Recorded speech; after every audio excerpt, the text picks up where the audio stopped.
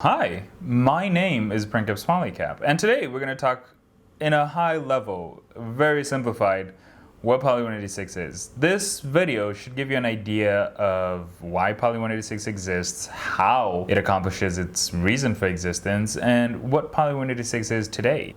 Poly186 is born out of this need for a better world. We all feel it. You've sat down one day and thought about, what if people didn't have to be homeless or die without food? You see, we are acutely aware of the fact that the world isn't what it could be. Now, I would love to share with you a vision of what the world could be.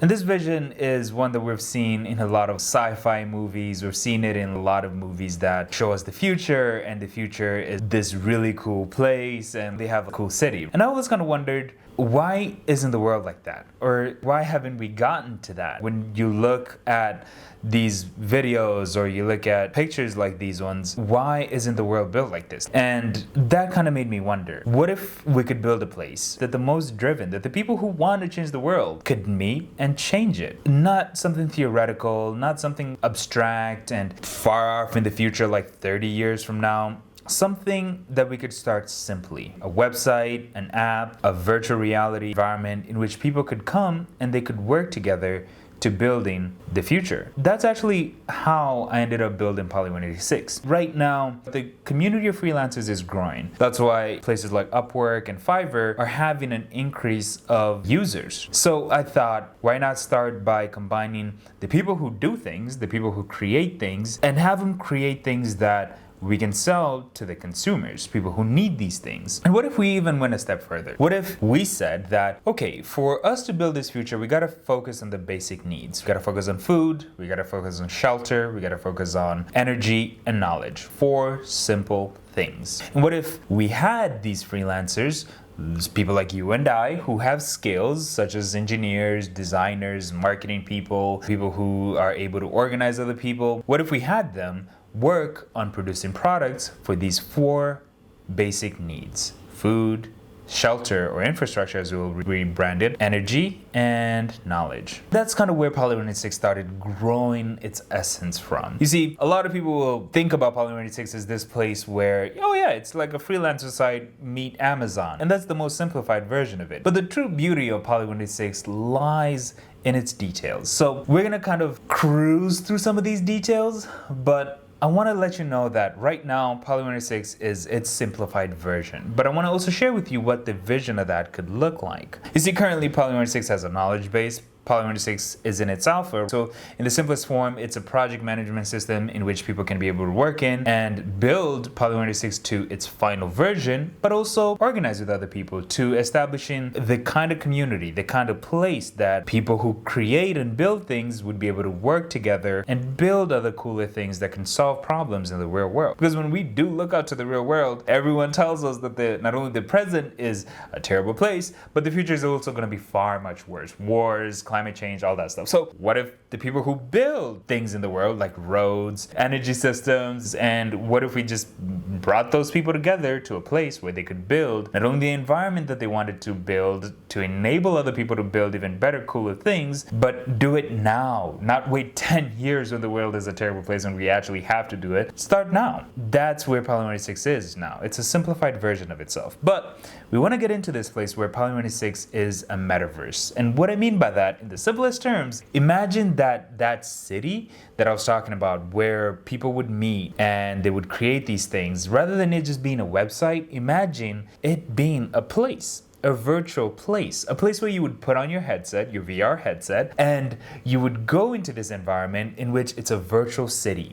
Every platform in this city is used to build different products and services. So it's like a typical city. There's buildings for different departments, and the people who work there are people who work on building products and services that we then sell in physical reality that solve specific needs that either a government has, either an organization has, or either an individual such as ourselves have. And we have detailed what these platforms are, what these products and these platforms would be, and how those can be able to impact and benefit other people's lives. Now, I won't go into that much detail of that aspect of Poly186 in this video, but in this video, what I will show you is that not only do we want to bring the builders, the people who produce things, together in an environment that is virtual, and they can be able to use the aspect of virtualization to share models, right? Imagine a model of like a 3D printed solar cell, and you can be able to see it and turn it and move it around. Or imagine being able to meet with people from the other side of the world, building something similar to you or building in the same team with you, something abstract. Imagine something simple like an app that can enable you to secure your data, manage your data, learn from your data, and earn from your data, and being able to share the designs with somebody in a virtual room, in a virtual makerspace across from you. You can hand them over that design and they can turn it around, they can move the buttons around, and they can be like, hey, this is probably the best way we could do this. And you would have people who build things together in a virtual makerspace, in a virtual city, building the things that we would then use in physical reality to secure our data, manage our data, learn from our data, and earn from our data. And that is what Poly186 is.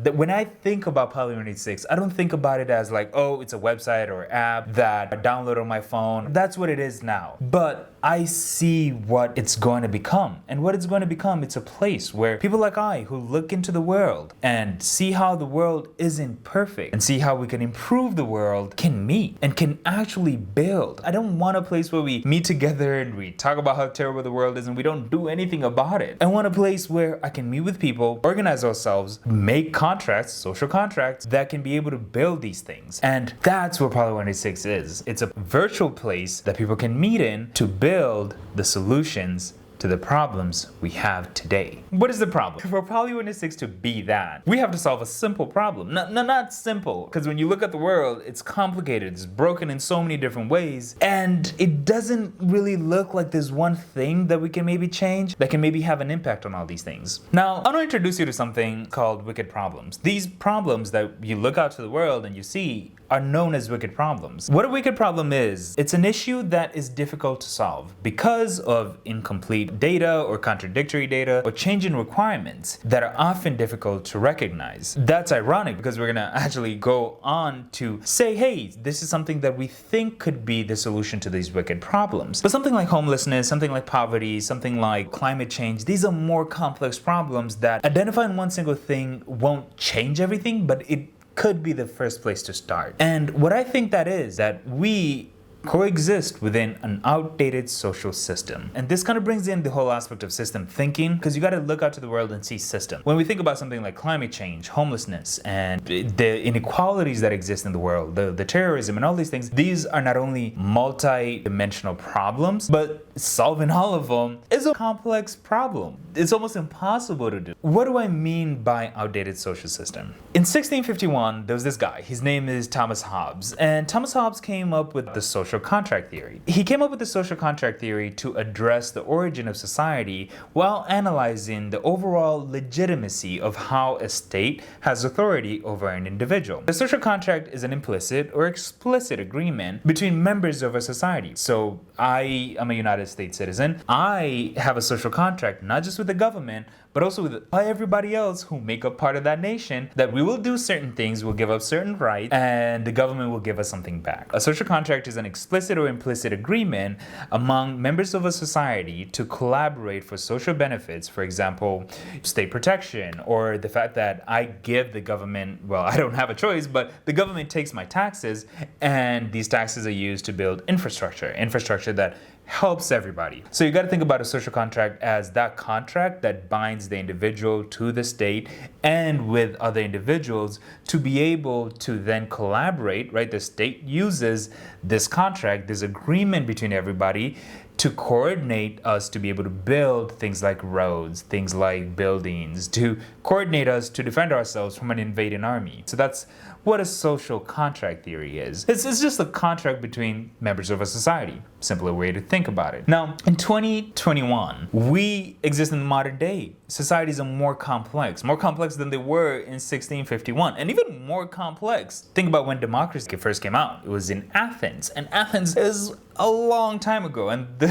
The societies between now and then were also much more simplified. The societies today are not only complex, but they're getting even more complex over time. We have this outdated system that has been established, this social contract system, this social system that we have established over hundreds of years that govern our lives. They create the living conditions of our existence. And given that these social systems create and perpetuate the living conditions we exist in, we can look out to the world and identify the points in which these social systems are breaking. They're not able to keep up with what the complex societies they govern have become. And that brings us into this idea that we suffer, or an individual suffers, because they don't have the proper living conditions. A more concrete example is look out, or when you're walking or when you're looking at the news, and see how somebody who doesn't have a home, who doesn't have food, who doesn't have education, look at how much they suffer. We at Poly186 have this equation that there's an inverse relationship between suffering and living conditions. What I mean by that is that for somebody who doesn't have a home, they have higher suffering. Because if you think about it, if you don't have a place to stay, you suffer more. If you don't have food to eat, you suffer more. Imagine if you didn't have a stable source of food for weeks, months on end, you'd be suffering more. So there's this relationship. For people who, like you watching this video, probably privileged like myself, I have food, I have a place to stay. My suffering is less than a person who doesn't have these things. So in that respect, we can say that living conditions based on basic needs, like the lack of basic needs, leads to higher suffering. There's the other section of this equation where we say that social forces plus environmental forces equals the living condition. Think of places that have droughts, for example, or floods. These places have negative environmental conditions, which increases their suffering. I mean, think about it. When there's a drought, there's no food to eat, so the living conditions are low or down, and the suffering is higher. So there's this inverse relation. Think about it like social forces, political forces, for example. When people have war, the living conditions are terrible. They're terrible living conditions, so people suffer more. What we really want to do at Poly186 is change social forces, because we can't really change environmental forces. We can change social forces. We can change how social systems work, like politics, economy, cultural, technology. We'll get into this in a lot more videos in a lot more depth, but I wanted to make you aware of this equation because we want to improve living conditions and decrease suffering for everyone. Not just everyone, for me, for you. I mean, we don't suffer as much, but let's say in the future, climate change keeps happening and floods keep coming around and drought keeps happening. We're gonna suffer more. So why not solve those problems before we get there? It's a problem that we could possibly face ourselves. So we're trying to build a place where us, the people who are capable of building anything, can come together and agree on how to build these things. What is the solution? So we've identified that our social systems are a little bit outdated. The whole concept of social contracts is a good one, but it's a little bit outdated. Our societies have grown a lot more complex. So how do we go about that? The way we are thinking about doing it is we're combining social contracts with smart contracts. You see, smart contracts have kind of a buzz right now. Smart contracts are the underlying technology under blockchain, and then blockchains give birth to Bitcoin, Ethereum, all these other cryptocurrencies. As much as we do have a cryptocurrency, we want to actually focus on the smart contracts, and we want to combine that with social contracts, and then we're going to marry those two together and we're going to make smart social contracts. Now we have to define what a smart contract is. In the simplest form, a smart contract is a self-executing contract. In a more complex way, a smart contract is a computer program or a transaction protocol intended to automatically execute, control, and document relevant events and actions according to the terms of a contract or agreement. Now you can see how this might be useful, because if social contracts are an agreement between members of a society to work together towards a common goal, imagine how making such a social contract smarter would be. People would agree to build something collectively, and it would execute automatically the relevant rewards and stipulations within this contract to the members who agreed to that contract. It would do it automatically. Like there wouldn't be a person who has to say, oh, the contract has been achieved, do it. It'd be automatically. It'd be more efficient. So we want to bring it back to this idea that how can we start building this foundation for a place where people can come together and build products and services that solve real world problems, both for themselves themselves and for the future descendants or for other people in the world. Because by building these products and services that solve a concrete basic need, you can sell it to anybody. You can sell it to anybody anywhere. And this product would give them what they need, the food, the shelter, the energy, the education that they need. And they would give you money back or something of value. That brings us to, in a high level, defining what a smart social contract is. Now, a smart social contract is a self-executing social contract used to produce basic needs. Poly186 provides a service for our users to update our modern society's ancient systems of social contracts by establishing new, smarter social contract networks. These smarter social contract networks establish new value systems between producers and consumers. We define creators as individuals, organizations, and machines that create a certain product, a certain service. And so producers can collaborate on tasks that build, maintain, deploy 6 platforms that design, build, support, and sell specialized products and services. Now, this is kind of how Poly186 will evolve to being such a place where people can meet and build these things. So we have to build Poly186, then we have to build the 6 platforms that build all these other products and services. And that's to contextualize and compartmentalize something so grand and complex. We can't just say, oh, hey, this is a platform for everybody to build everything. We got to say, okay, this is a platform for people to build within these 6 platforms, and these 6 platforms build products for either food, shelter, energy, and infrastructure. And we'll get into more in depth of how that is. But for now, I wanted to share that with you because I think smart contracts are the foundation of which we build the rest of these more complex solutions. A social contract is a really important part of society. If we can all agree that not only will we be part of this nation, but we will give this nation, this government,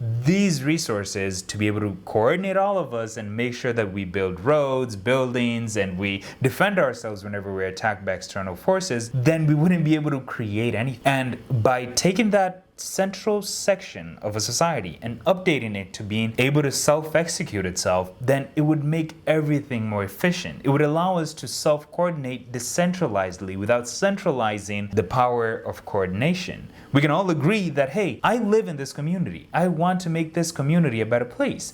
The people in that community would agree with you, wouldn't they? I mean, obviously there may be some outliers out there who don't want the community to get better, but majority of the people would want to live in a place with better living conditions. And if you guys can agree on that social contract, make it a smart social contract, you guys can be able to coordinate it yourselves decentralizedly without a central authority to build a better community. And that can go not just in a communal level, a local level, but it can go into a national level, into a more global level. And that's where Poly186 really wants to shine. Now, how do you use Poly186? Earlier, I kind of mentioned that Poly186 is in its infancy. Right now, it's a simplified version. There's a knowledge base, there's a project management system in which people can organize with each other to build Poly186, but lastly, it'll have its own token. A token that will be used not only to pay the freelancers and anybody else who's a producer, but also it'll be used by the consumers to buy products from these producers. That's what it is right now. It's a simplified version of itself. But if we look a little bit further,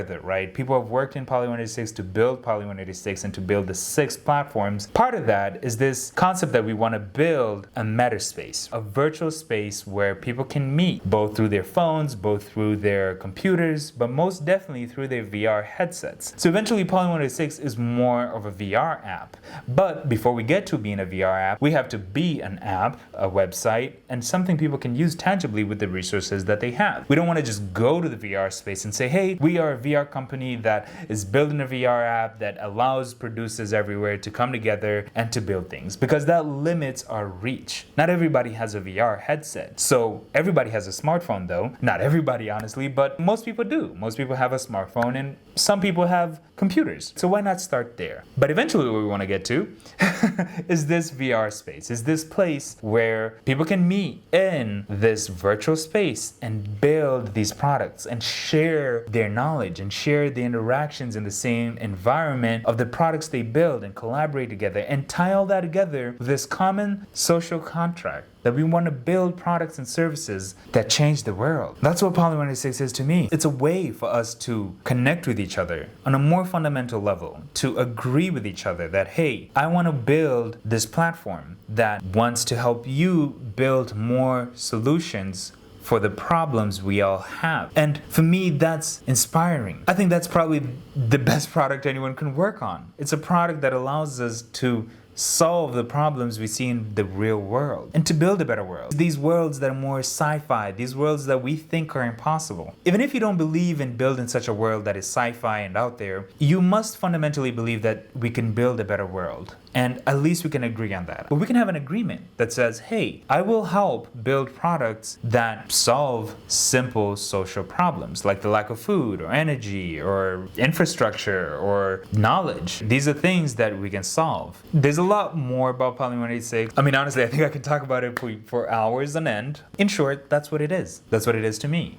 And I would like to thank you for watching and making it this far in the video. There's a lot more I haven't mentioned, but I think fundamentally, I wanted to give you kind of an oversimplified perspective of what Poly186 is, what it could be, what is the problem it's solving, how it solves that problem, and what solving that problem could look like. And ask you to join us. Ask you to go to the website, to follow social media pages, to reach out and learn on how we can be able to work together. Learn on how we can come to an agreement that, hey, if you help build Poly186, Poly186 will give you these things. It'll reward you in these ways. And honestly, I'm one man. I've been working on this for about 6 years, but for all those 6 years, I've always kind of looked at Poly186 as a solution to the problems I see in the world. Whenever I see the news or somebody tells me that there's another war or somebody's dying of hunger or something like that, I always just get up and go and work on Poly186, because to me, I believe in giving people the ability to meet in a virtual place to solve these problems is the best solution we have. It's the only way we can do it, because we can build those solutions. There's billions of us. And if we give them the tools to build those solutions, we will do it. They will be able to do it. And that's it. So thank you for watching. Thank you for being here. Looking forward to seeing you in the comment sections and our Discord community and in the knowledge base. Reach out to us and we'll come to an agreement. Other than that, have a good day, and I'll see you in the next one. Peace.